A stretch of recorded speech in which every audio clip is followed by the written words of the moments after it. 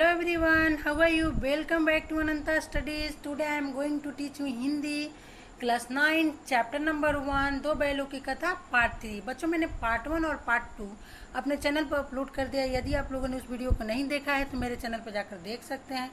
और आज मैं पार्ट 3 कराने वाली हूँ। बच्चों चैप्टर बहुत लंबा है इसलिए हम लोग पार्ट वाइज पढ़ेंगे, क्योंकि एक बार में वीडियो बहुत लेंदी हो जाएगी और आप लोगों को समझ में भी नहीं आएगा। तो पार्ट वाइज करके हम लोग पढ़ेंगे, ठीक है। तो वीडियो पसंद आए तो लाइक कीजिए, शेयर कीजिए और मेरे चैनल को सब्सक्राइब कीजिए। तो चलिए स्टार्ट करते हैं। प्रातःकाल दोनों मित्र कांजी हाउस में बंद कर दिए गए। कांजी हाउस मीन्स बच्चों, कांजी हाउस मीन्स वह स्थान जहाँ पर पशुओं को दंडित रूप से बंद किया जाता है। मीन्स यदि कोई पशु किसी के खेत में फसल खा लेता है तो उसको दंड देने के लिए कांजी हाउस में बंद कर दिया जाता है। तो कुछ पशुओं को तो दंडित करके छोड़ दिया जाता है, परंतु कुछ पशुओं को नीलाम कर दिया जाता है, ठीक है। समझ गए कांजी हाउस मीन्स? ओके, चलिए स्टार्ट करते हैं आगे। दोनों मित्रों को जीवन में पहली बार ऐसा साबिका पड़ा कि सारा दिन बीत गया और खाने को एक तिनका भी न मिला। समझ में न आता था यह कैसा स्वामी है। इससे तो गया फिर भी अच्छा था।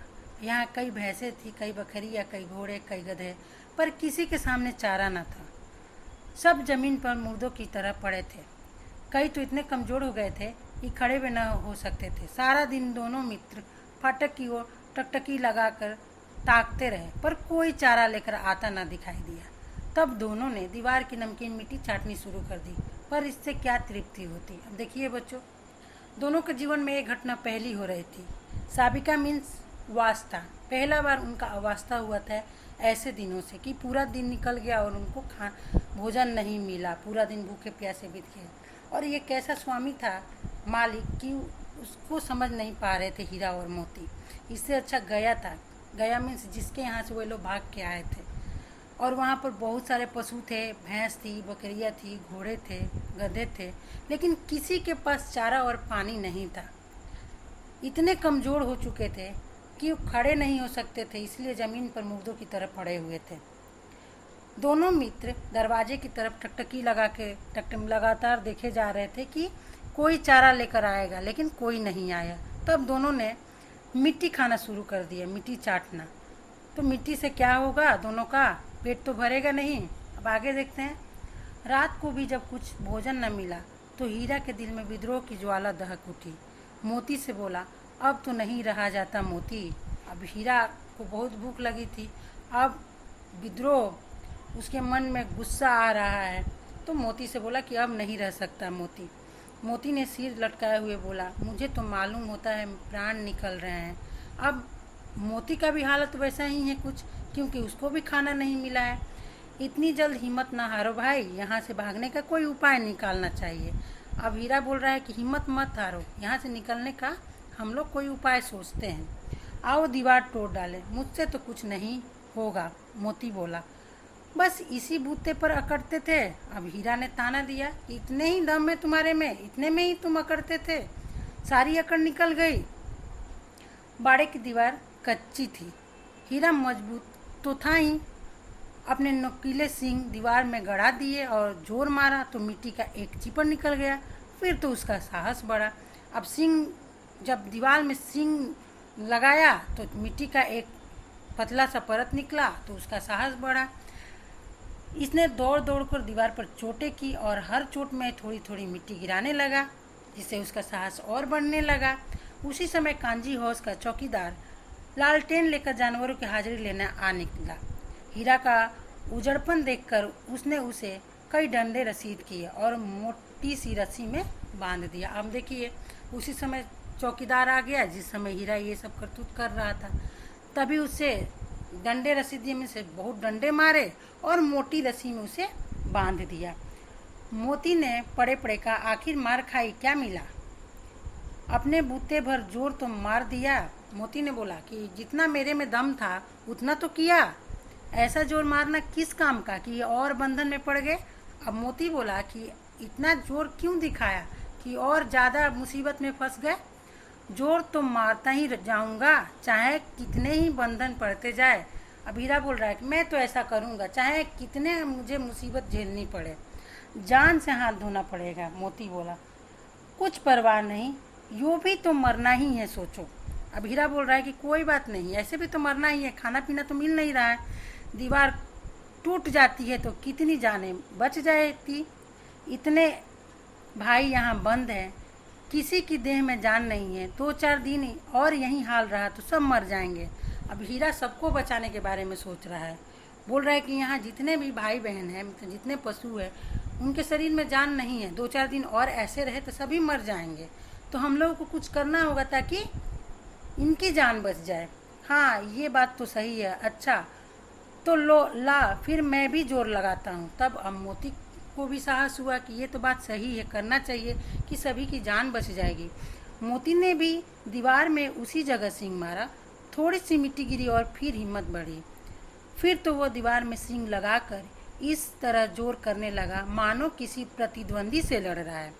आखिर कोई 2 घंटे की जोर आजमाई के बाद दीवार ऊपर से लगभग 1 हाथ गिर गई। उसने दूनी शक्ति से दूसरा धक्का मारा तो आधी दीवार गिर पड़ी। अब मोती ने पूरा अपना हिम्मत दिखाया और सींग गड़ाना शुरू कर दिया दीवार में, मानो वो किसी प्रतिद्वंदी मीन्स किसी शत्रु से लड़ रहा है, किसी से कंपटीशन कर रहा है। तो उसने पूरा जोर आजमाइश की, जिससे दीवार का आधा हिस्सा गिरा और दूनी शक्ति जब धक्का मारा दूनी शक्ति से तो पूरी दीवार गिरी। आधी दीवार तो पहले ही गिरी थी, आधी और गिरी तो और थोड़ा सा जगह हो गया। दीवार का गिरना था कि अधमरे से पड़े हुए सभी जानवर चेत उठे। तीनों घोड़ियां सरपट भाग निकली, फिर बकरियां निकली, इसके बाद भैंस भी खिसक गई, पर गधे अभी तक ज्यों के त्यों खड़े थे। जैसे ही दीवार गिरी, जितने लग रहा था कि अधमरे पड़े हुए उनमें जान नहीं है, सभी जानवर चेत गए, सभी जगह और सभी भागना इधर उधर शुरू कर दिए। लेकिन गधा जो था वो ज्यों का त्यों अपने ही स्थान पर खड़ा था। हीरा ने पूछा, तुम दोनों क्यों नहीं भाग जाते? एक गधे ने कहा, जो कहीं फिर पकड़े लिए जाए तो क्या हर्ज है, अभी तो भागने का अवसर है, हमें तो डर लगता है, हम यहीं पड़े रहेंगे। अब गधे डर रहे हैं कि फिर से पकड़े जाएंगे तो हम लोग का क्या होगा, तो हम लोग यहीं रहेंगे। आधी रात से ऊपर जा चुकी थी, दोनों गधे अभी तक खड़े सोच रहे थे कि भागे या ना भागे, और मोती अपने मित्र की रस्सी तोड़ने में लगा हुआ था। जब वो हार गया तो हीरा ने कहा, तुम जाओ, मुझे यहीं पड़ा रहने दो, शायद कहीं भेंट हो जाए। अब जब हीरा की रस्सी नहीं कटी तो मोती को बोला हीरा कि अब तुम चले जाओ, कहीं मिल लेंगे हम लोग, लेकिन तुम यहाँ से भागो, कम से कम तुम तो छूट जाओगे। मोती ने आंखों में आंसू लाकर कहा, तुम मुझे इतना स्वार्थी समझते हो हीरा? हम और तुम इतने दिनों एक साथ रहे हैं, आज तुम विपत्ति में पड़ गए तो मैं तुम्हें छोड़कर अलग हो जाऊं? अब मोती बोल रहा है कि मैं इतना स्वार्थी नहीं हूँ कि तुमको मुसीबत में छोड़ के यहाँ से भाग जाऊँ, ठीक है। हीरा ने कहा, बहुत मार पड़ेगी, लोग समझ जाएंगे यह तुम्हारी शरारत है। मोती गर्व से बोला, जिस अपराध के लिए तुम्हारे गले में बंधन पड़ा है उसके लिए अगर मुझ पर मार पड़े तो क्या चिंता है, इतना तो हो ही गया कि 9-10 प्राणियों की जान बच गई, वे सब तो आशीर्वाद देंगे। अब देखिए मोती बोलता है कि गर्व होगा मुझे इसी अपराध के लिए कि पशुओं को यहाँ से निकाला जाए तो तुम्हारे गर्दन में बंधन पड़ गई, और इसके लिए मुझे मार पड़ेगी तो कोई चिंता नहीं है, कम से कम कुछ पशुओं की जान तो बच गई, वे हम लोगों की प्राण की रक्षा के लिए प्रार्थना करेंगे, ठीक है। यह कहते हुए मोती ने दोनों गधों को सींगों से मार मार कर बाड़े के बाहर निकाला और तब अपने बंधु के पास आकर सो रहा।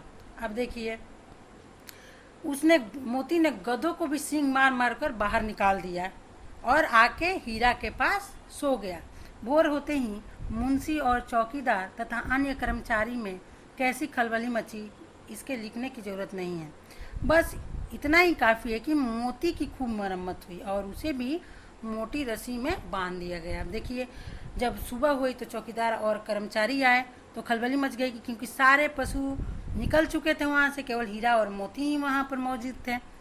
तो अब लेखक ने आगे नहीं लिखा है कि क्या हुआ, लेकिन इतना बताया कि मोती की खूब पिटाई हुई, मरम्मत हुई मीन्स खूब पिटाई हुई, बहुत लाठी से उसको पीटा गया और उसे भी मोटी रस्सी में बांध दी गई। ठीक है बच्चों। तो यहाँ आज का वीडियो यहीं तक। नेक्स्ट पार्ट में मिलते हैं हम लोग फिर। तब तक के लिए बाय बाय।